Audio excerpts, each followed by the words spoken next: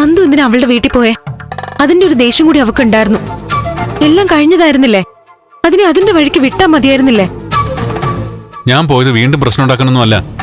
അവക്ക് കുറച്ച് ഉപദേശങ്ങളൊക്കെ കൊടുത്ത് പ്രശ്നങ്ങൾ തീർക്കാന്. ഞാൻ മണ്ടൻ.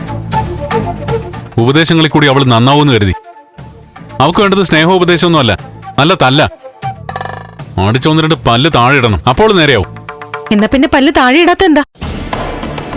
എന്നുവെച്ചാ എന്നെ കൊണ്ട് പറ്റില്ലെന്നാണോ? അങ്ങനെയല്ല. ഇതൊക്കെ പറയും പോലെ എളുപ്പമല്ലെന്ന് മനസ്സിലായില്ലേ? അച്ഛനായിട്ട് അവസാനിപ്പിച്ച പ്രശ്നമല്ലേ, അതിന്റെ പിറകെ പോവണ്ടായിരുന്നു. അച്ഛൻ എങ്ങനെ അവസാനിപ്പിച്ചു എന്ന്? ഇവിടുന്ന് അവളെ പിടിച്ചിറക്കി കൊണ്ടുപോയി, അതോടെ തീരുന്നാണോ? അവളുടെ മനസ്സിൽ ഇനിയും വാശി കാണും. അത് അവസാനിപ്പിക്കാൻ വേണ്ടിയിട്ടാണ് ഞാൻ പോയത്. ആ, അത് വിട്. ഞാൻ പോയതിന്റെ തെറ്റ് ശരി നോക്കി സമയം കളയണ്ട. അവക്ക് ഈ ബഹളം അവസാനിപ്പിക്കാൻ താല്പര്യമില്ല. DNA ടെസ്റ്റിന്റെ കാര്യമല്ലേ ഇപ്പോഴത്തെ പ്രധാന ആവശ്യം. അമ്മ ആരാണെന്ന് അറിയണം, അതല്ലേ? ചിലപ്പോ ഇന്നുകൊണ്ടെല്ലാം നേരെയാകാനും മതി. യഥാർത്ഥ അച്ഛനെ ഇളമയും കൂടിയല്ലേ വിളിച്ചോണ്ട് പോയിരിക്കുന്നത്. ബലരാമനങ്ങളും ചന്ദ്രമതി ആന്റിയും. ഇന്ന് ചിലപ്പോ പ്രതീക്ഷിക്കാത്ത പലതും സംഭവിച്ചേക്കും. ഇവിടെ ഇരിക്കുമ്പോഴൊക്കെ ഞാൻ ശ്രദ്ധിച്ചത് ബലരാമൻ അങ്കിളിനെയാ. അങ്കിളിന് വല്ല അറ്റാക്ക് വരുമെന്ന് ഞാൻ പേടിച്ചേ. അറ്റാക്ക് വേണേ ആദ്യം ഹാർട്ട് വേണ്ടേ?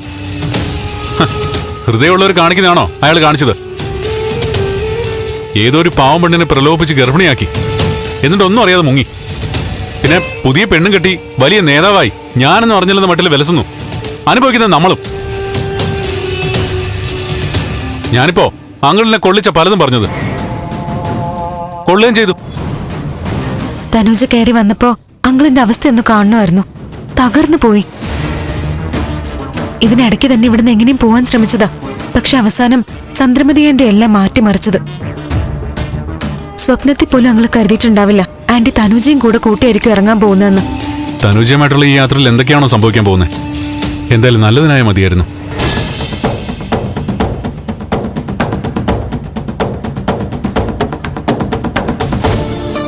ആ ശരി, ഫോൺ വെച്ചേക്ക്, ഞാൻ വിളിച്ചോളാം.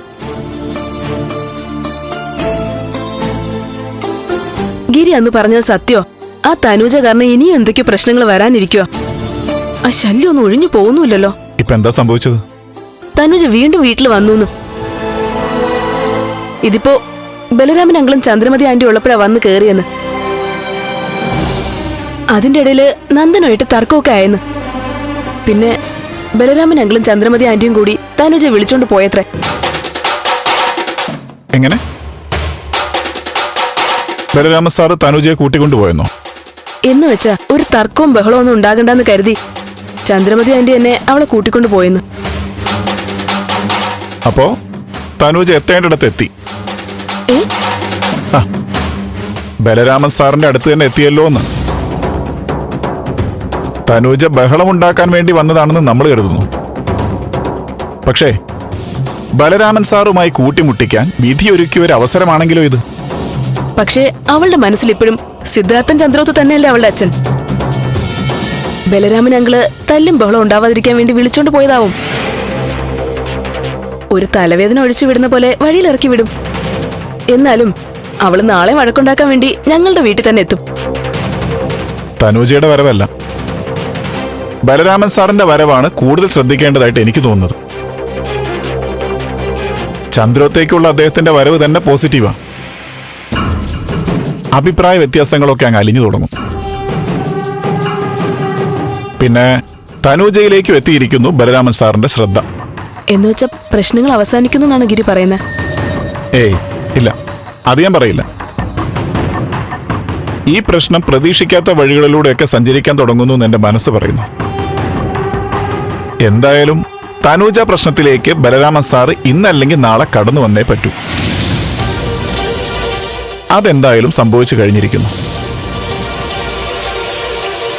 ഇനി എന്തൊക്കെയാ നടക്കുന്നതെന്ന് നമുക്ക് നോക്കാം.